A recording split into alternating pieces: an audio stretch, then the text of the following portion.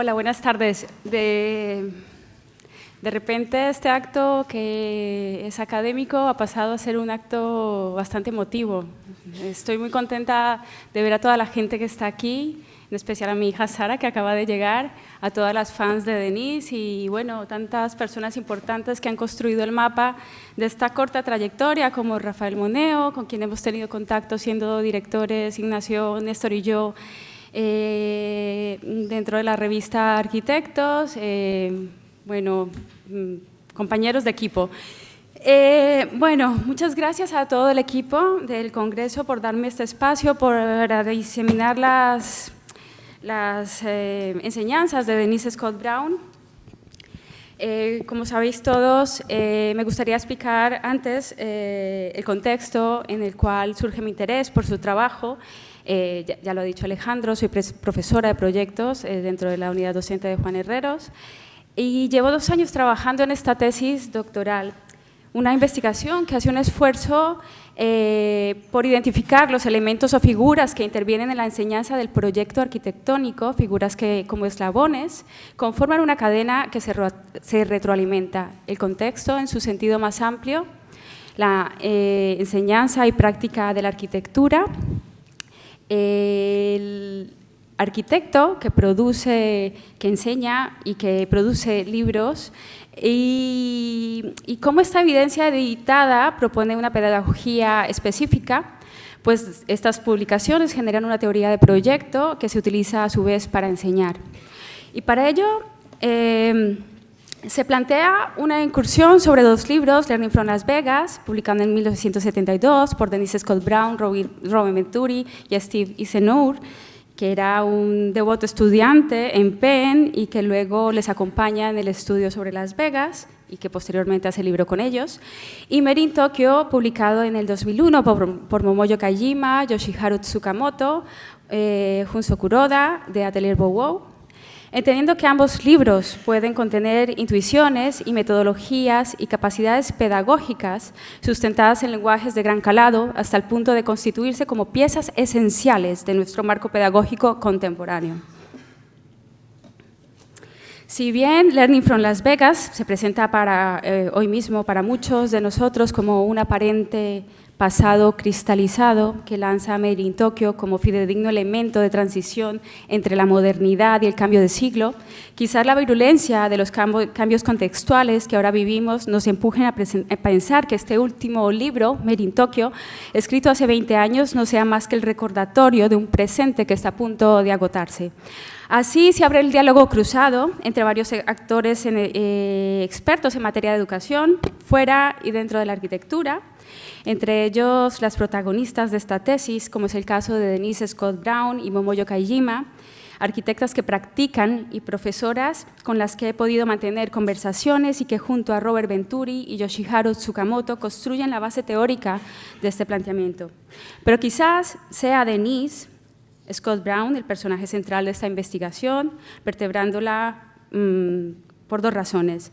No solo porque sus intuiciones tempranas, su formación y su recorrido vital construyeron la pedagogía que incitó el contenido de Learning from Las Vegas y por tanto de casi todo lo demás, sino porque ha guiado este estudio con generosidad a partir de un momento complicado, pues tan solo habían pasado 3 meses del fallecimiento de Robert Venturi.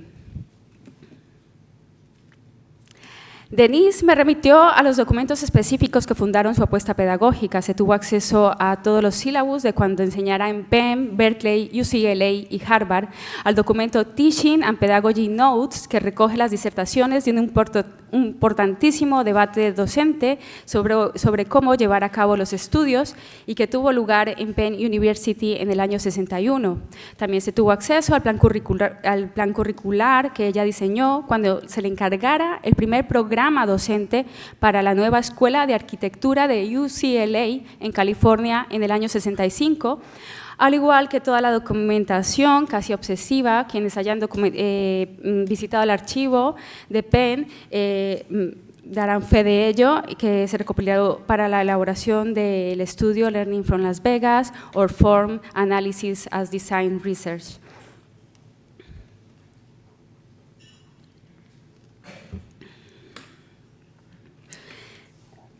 También se tuvo acceso al material de cuando Scott Brown fuese estudiante en Penn Planning School, tras terminar arquitectura en la Architectural Association, momento importante para entender las conexiones e influencias de profesores que posteriormente motivaron sus intereses pedagógicos.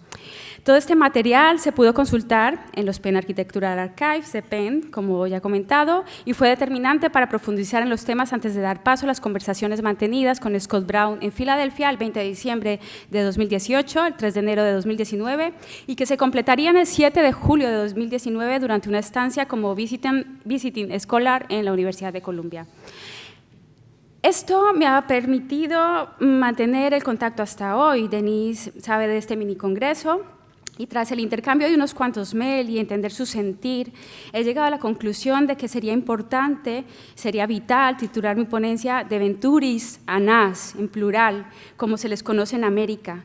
Aunque se trate de un aniversario de la celebración de Robert Venturi, parece importante insistir que la creencia del genio en solitario no es precisa.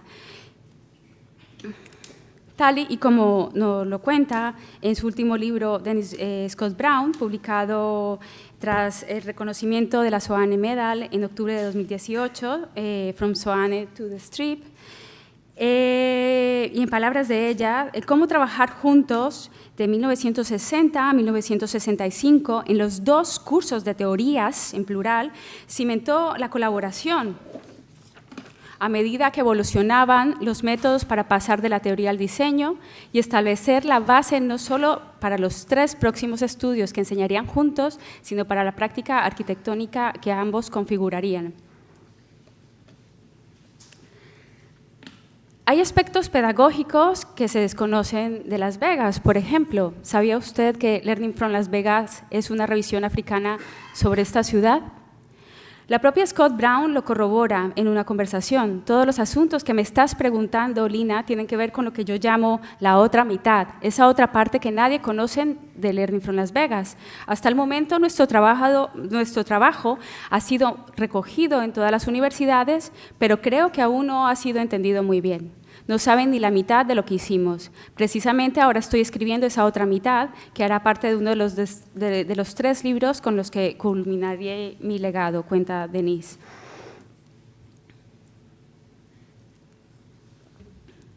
Pocos saben que antes de consolidar dicha pedagogía en el estudio de Yale, está ya viajado por Berkeley University, incluso se ha puesto en práctica en UCLA.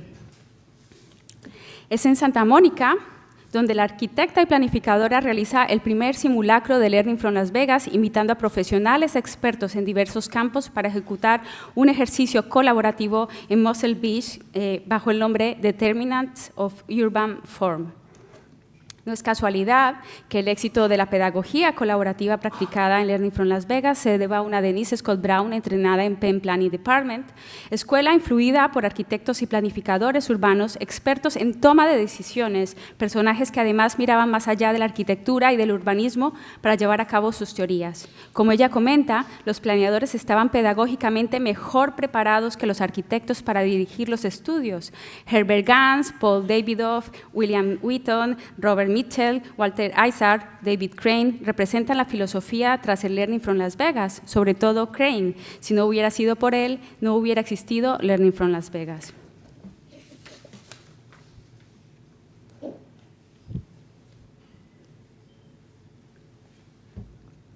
Por otro lado, los cursos de teorías, sobre teorías en plural, sobre la historia que elaboró junto a Robert Venturi en Penn, fueron un modelo adaptado, un material considerado en la época como no arquitectónico, que profundizaba en la ejecución de los diseños.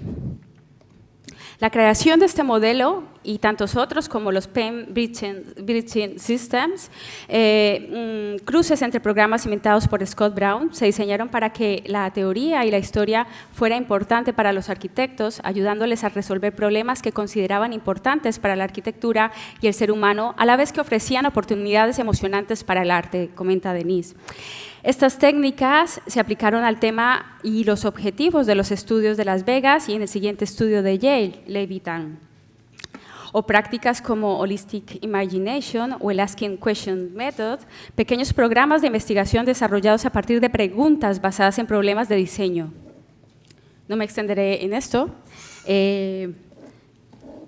y pasaré a contar la historia que esta pedagogía detona. Como siempre sucede, los contextos específicos se imponen. Filadelfia atravesaba procesos de renovación urbana traumáticos, como el Human Removal, que fueron detonantes para que en universidades como Penn se librara una batalla de competencias entre arquitectos y planificadores. ¿Quiénes son esas personas invadiendo nuestro campo? Aquí lo estamos haciendo muy bien sin ellos, decían los arquitectos. A pesar de que Scott Brown era arquitecta, en Penn fue considerada siempre una planner. Robert Venturi fue el único miembro de la Facultad de Arquitectura que simpatizó con los intentos de Scott Brown por unir arquitectura y planificación y de crear un híbrido pedagógico que pudiese ser practicado de manera más imaginativa, responsable y efectiva. La futura pareja en lo profesional y en lo personal se conoce en 1960 cuando Denise Scott Brown se une a la Facultad de Penn. Es en su primera reunión como faculty de la Escuela de Bellas Artes, donde ocurre un acontecimiento premonitorio que dejaría entrever la futura postura de Venturi tras la negación del premio Pritzker a su socia y compañera. Tras una elaborada y apasionada y finalmente exitosa petición para evitar el derribo de la biblioteca de Furness de 1890, Denise comenta: después de la reunión, un profesor se acercó a mí, se presentó y me dijo: estoy de acuerdo con todo lo que has dicho, me llamo Robert Venturi. A lo que ella respondió: si estabas de acuerdo conmigo, ¿por qué no dijiste algo y te quedaste callado? A partir de ese momento, Venturi y Scott Brown compartían no solo posturas arquitectónicas que consolidaron por separado, en forma paralela y casi de manera simultánea. La casualidad incluía un viaje de ambos a Italia, importante engranaje para el background intelectual de ambos. Él se desplaza gracias a la beca de la Academia Americana en Roma en 1954, donde estudió y realizó una gira por Europa de 2 años. Y ella ejerció un periodo de prácticas en el estudio de Giuseppe Vaccaro, donde trabajó junto a su primer marido durante el invierno del 56, una experiencia que, según ella, le prepararía para el urbanismo en América. Otro aspecto remarcable de la conjunción intelectual entre ambos arquitectos fue el particular hecho de tener, como ellos dicen, sus cabezas giratorias, inclinándose hacia el modernismo temprano y el manierismo. Scott Brown lo estudia durante 2 años en la Architectural Association, tras atender las clases sobre clasicismo y manierismo de John Summerson, y posteriormente el aprendizaje londinense la llevaría a Venecia, donde seguiría una ruta manierista que abarcaba el mayor número de artistas y obras de arquitectura, una ruta diseñada gracias a la instrucción de su amigo Robin Middleton, estudiante del gran Nikolaus Pevsner. Uno de los, como sabemos, uno de los nombres claves de la historiografía de la arquitectura y del arte de nuestro siglo. Es irónico que, por su parte, Venturi descubriera el manierismo en Filadelfia tras concluir su estancia de Roma.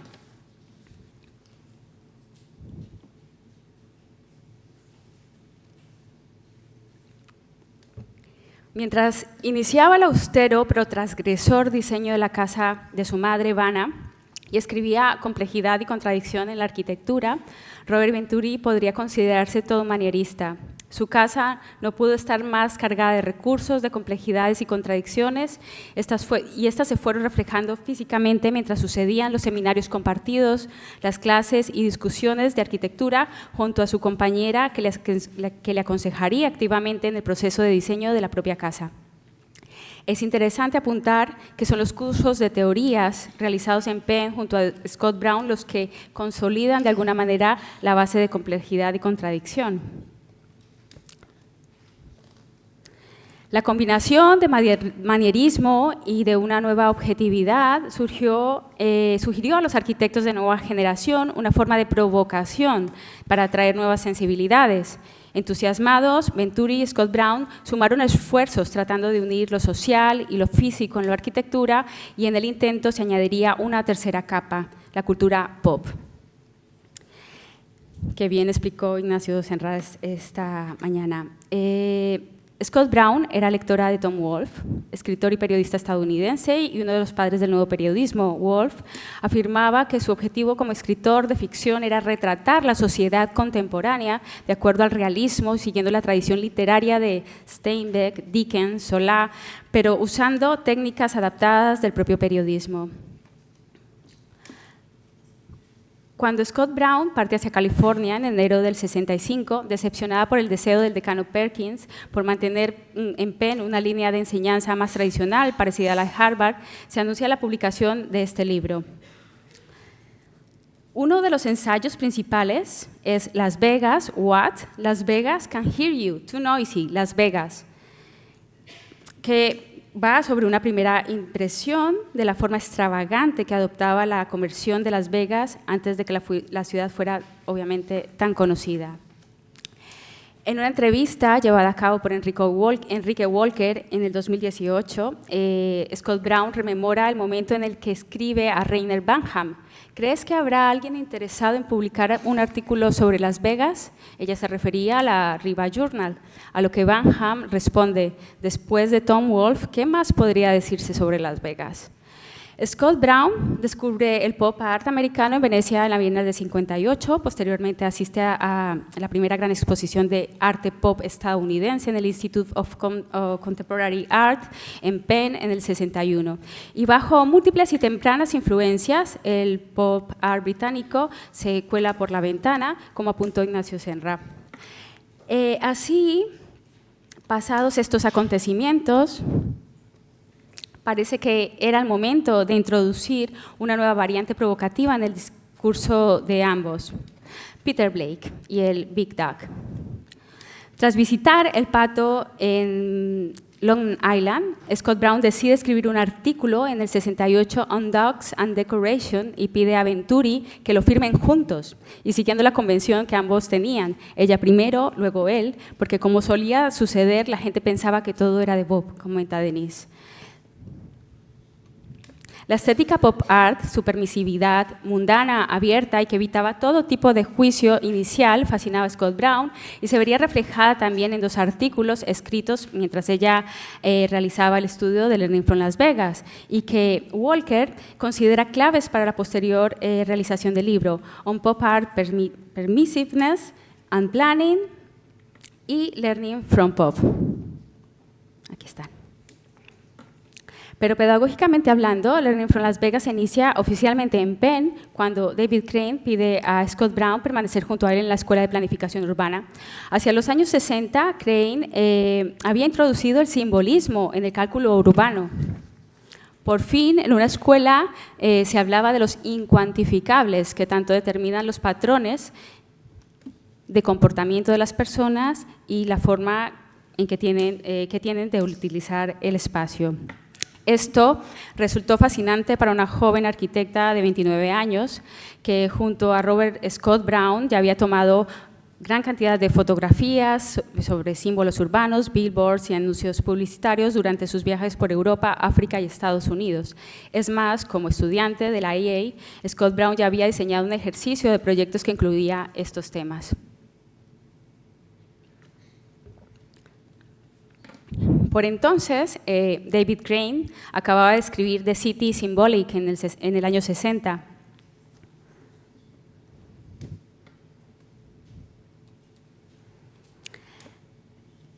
Tras escribir el artículo, Crane pide a Scott Brown hacer un seguimiento por escrito que deriva en el texto Meaningful City en el año 61 y en palabras de Scott Brown se convertiría en uno de los puntos de partida de Learning from Las Vegas, texto que se posiciona crucial según los expertos de Learning from Las Vegas como Martino Stierli y Aaron Vinegar.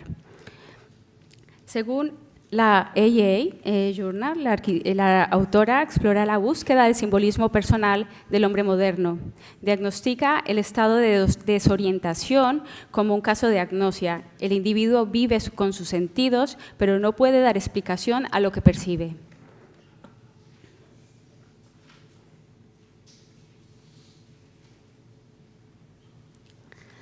Antes de invitar a Venturi a Las Vegas, Scott Brown ya había estado allí 4 veces, sin contar con la visita virtual que hiciera a través de una filmación hecha por sus padres cuando estuvieran allí en el año 50. Pero nos centraremos en el origen, en la intuición, en aquello que denomino como mirada distanciada, conceptualización de la experiencia de Scott Brown entre África y Londres como motor y origen de Learning from Las Vegas, pues evidenciará cómo este libro angular de la enseñanza de la arquitectura es deudor absoluto de la mirada ejercitada por Scott Brown. El recorrido vital y geográfico de Scott Brown entre 31 y 55, etapa previa a su futura actividad docente y profesional, es un trayecto que conviene retomar para establecer el contexto de observación y el marco cronológico que gesta la creación de concepto mirada distanciada. Scott Brown nace en Zambia en el año 31, aunque procede de una familia judía de Letonia. Inicia sus estudios en Johannesburgo en el 48, pero en el 52 decide continuarlos en la AA en Londres. Se gradúa en el 55, coincidiendo en el mismo año su boda con el también arquitecto Robert Scott Brown. Cabe mencionar que Robert Scott Brown muere a los 28 años en un accidente de coche y que Denise decide conservar su apellido de casada para no perder los artículos que ya tenía publicados. Esta mirada distanciada puede ejercitarse bajo diferentes circunstancias determinadas por el tiempo y por el espacio, por descontextualización, por transferencia, por desobediencia y por anticonvencionalismo.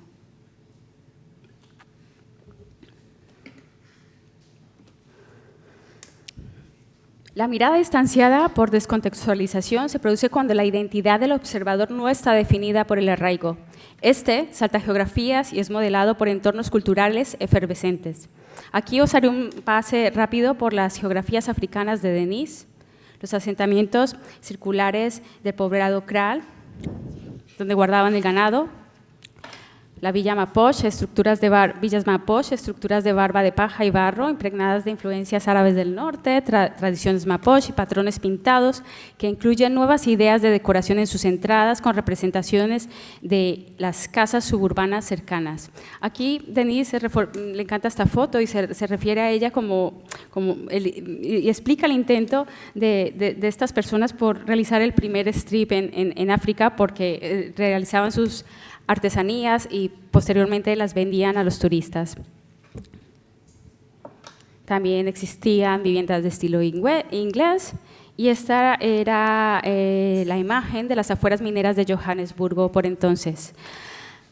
Así pues, la noción de territorio en Scott Brown es una elaboración mental sobre la cultura de choque realizada por ella a través de dos fenómenos tempranos y paralelos que robarían por completo su interés.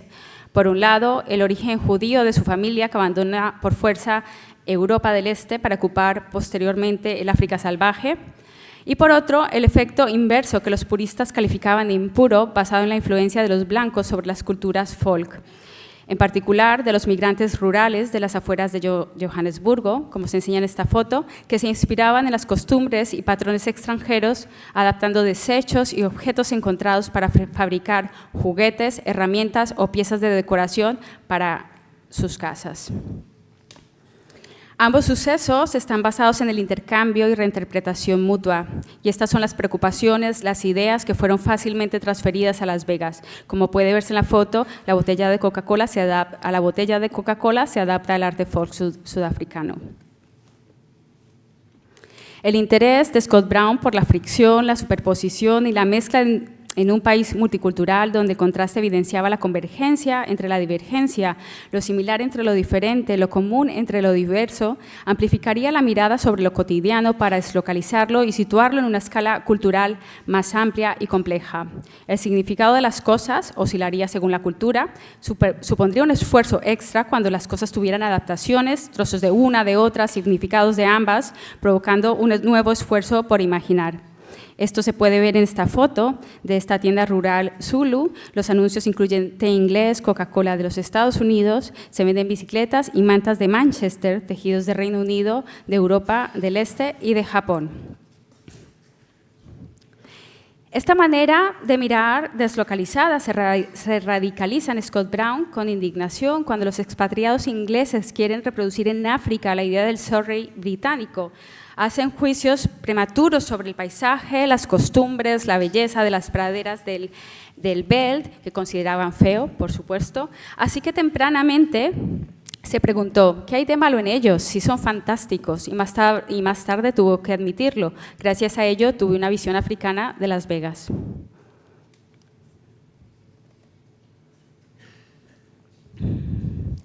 A partir de ese momento, Scott Brown reafirma que su creencia de lo que se considera feo debería ser examinado y revisado, que aprender del paisaje existente sería un método que reacomodaría por completo las piezas dentro de un nuevo tablero de juego, otorgando presunción de inocencia y estatus a lo cotidiano, lo ignorado y lo denigrado, para pasar del rechazo inmediato al entendimiento mediante un ejercicio de juicio retenido, retención del juicio. Y sobre este concepto, Scott Brown y Venturi escribieron que esta sería una herramienta útil para hacer ulteriores juicios más sensibles y sería una manera eficaz de aprender de casi todo.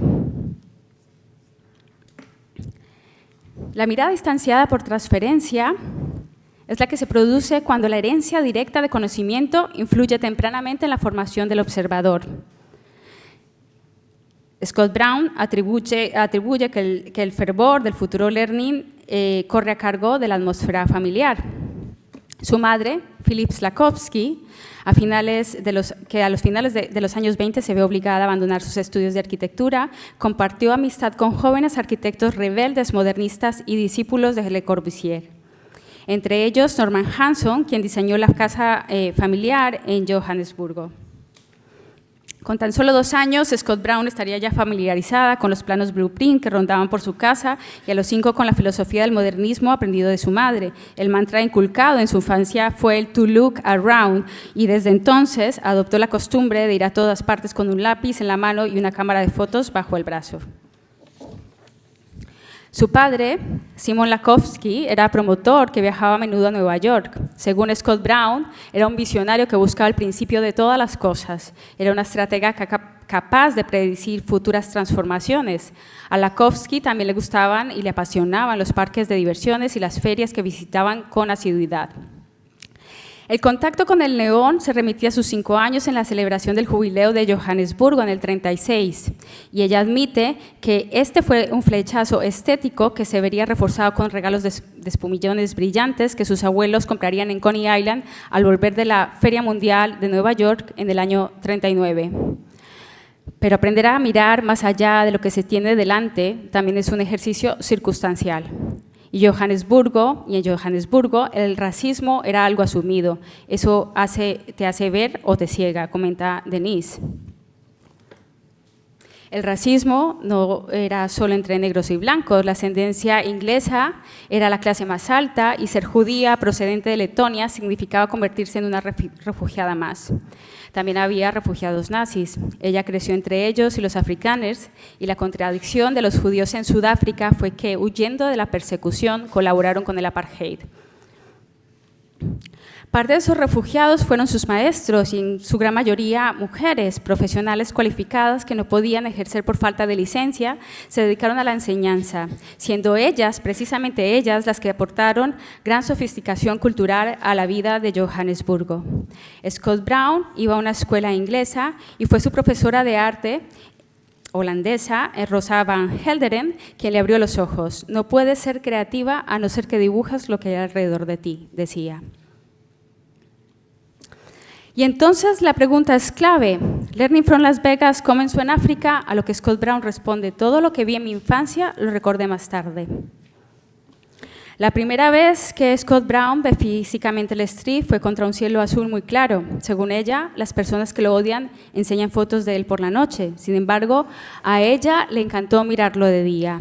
Y fue ese día cuando los colores puros y brillantes y los contornos grabados con nitidez trajeron a su mente la Acrópolis. Sintió un escalofrío. ¿Era odio, amor? No lo sabía, no importaba. Y se dijo a sí misma: esto es clave, esto será importante para ti.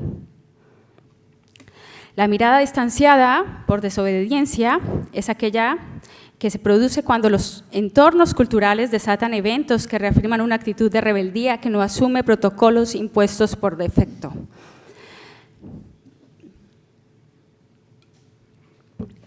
El aterrizaje de Scott Brown en territorio británico significa una pausa, un punto de inflexión que condensa un largo periplo como observadora de un mundo cambiante al que ha asistido como pasajera del destino familiar. Denise experimenta diferentes culturas que casualmente afrontaban una vívida crisis histórica. Podría decirse también que previamente a Londres, Scott Brown es producto modeleado por el territorio africano y que es a partir del 52 cuando sufre el desprendimiento físico más abrupto que le conduciría a procesar, clasificar y aplicar las experiencias acumuladas. Corren los años 50 y Londres vive el momento social de posguerra llamado Back in Anger Generation, derivado literalmente de la obra de teatro Look Back in Anger de John Osborne. Junto a otros escritores de su generación, usaron la dureza y el realismo en contraste con lo que anteriormente era visto como una producción escapista. Era el momento radical para las disciplinas creativas que respiraban una nueva postura hacia el cambio. Se proponía un pensamiento innovador que ofrecía nuevas ideas en lo social para la reconstrucción de Londres, sobre todo en materia de vivienda. Durante este periodo de transición surgen severas críticas que cuestionan el papel de quién y cómo se deben hacer las cosas. El debate sobre asuntos urbanos que empezaban a manifestarse como mal resueltos instala en los arquitectos su nuevo gen de urbanistas en pro de lo común y así por fin practicar una nueva conciencia más hacia los problemas reales y cotidianos. En el ensayo London in the Early 50s, incluido en este libro, Having Words, Scott Brown nos cuenta cómo los sociólogos describieron la vida de Londres del antes y del después, tras las consecuencias políticas adoptadas por los planificadores urbanos, decisiones que evidenciaron una falta grave de entendimiento sobre la sensibilidad de lo social. Y este es precisamente el motor, la irrupción inducida, la de la renovación urbana insatisfactoria, la principal crítica que detona como un bombazo en artistas de vanguardia que, tras reunirse en Londres, forman el Independent Group.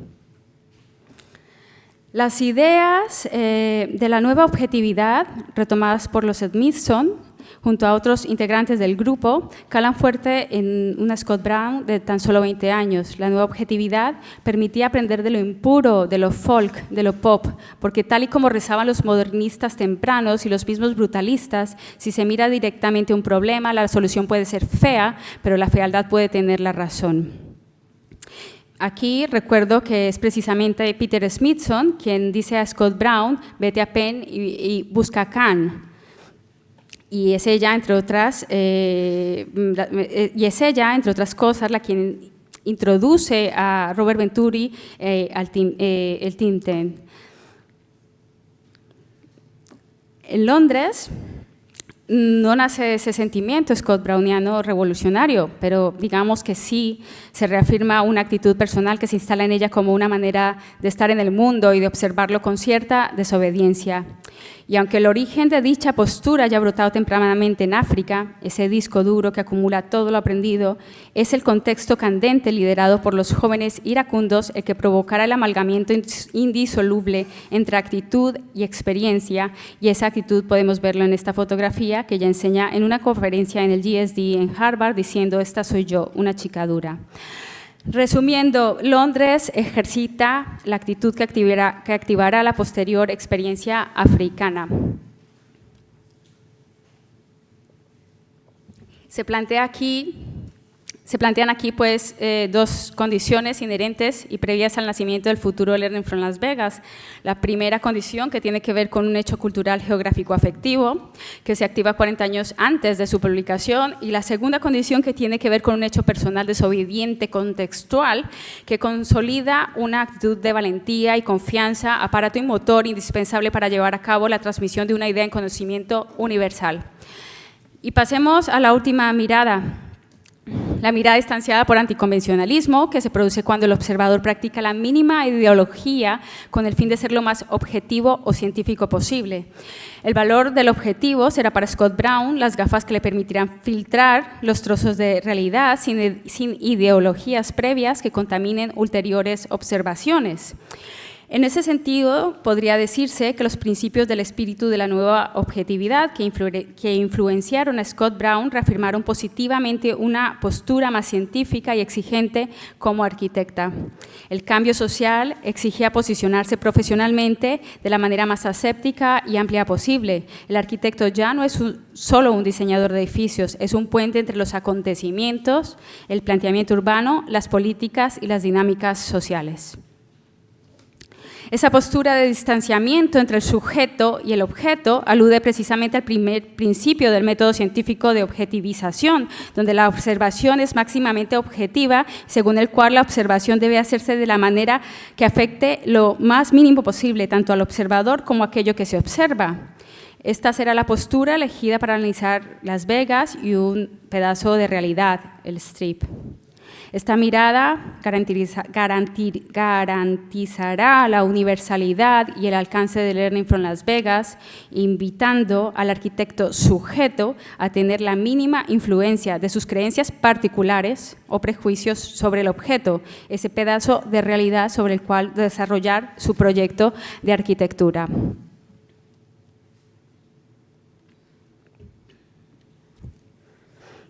Metodológicamente, el estudio sobre el Strip se basa en dicha objetividad, a diferencia de complejidad y contradicción en arquitectura. Así, en Las Vegas desaparece el sujeto como protagonista para centrar toda la atención en el objeto de análisis. Por el contrario, en complejidad y contradicción en la arquitectura, Robert Venturi evita todo tipo de amortiguación entre el impacto que produce su ideología y su manera de observar. Pero como hemos estado diciendo esta mañana, durante toda la mañana no se trata de uno o lo otro, es esto y lo otro, sin quitar un ápice de importancia al grandísimo libro de Venturi. Solo me gustaría señalar que son muy diferentes entre ellos y son un fantástico complemento para la enseñanza del proyecto arquitectónico. Y es innegable que complejidad y contradicción supuso un impulso notable para el Learning from Las Vegas por obvias y grandes razones, entre ellas el respeto ya ganado del entonces maker del equipo. Pero no olvidemos, por favor, no olvidemos que es el propio Venturi quien aclara en continuas ocasiones su postura frente al libro de Las Vegas. Por ejemplo, en The Drexler Interview, cuando Paula Maratz-Cohen encasilla roles, él es el historicista, ella es la interesada en el paisaje y en la cultura popular. Allí, Denise concede mérito a Venturi en su interés por la cultura popular y es el propio Venturi quien pronuncia estas hermosas palabras.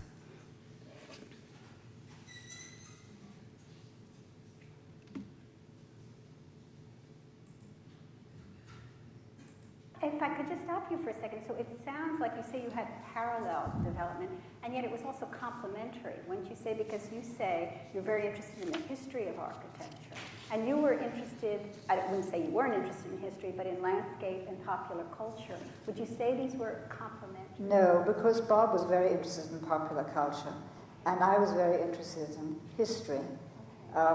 Well, I think, if I may interrupt, I think you corrupted me a bit in interesting me in popular culture, because you took me to Las Vegas. Nunca fueron tan justas unas palabras.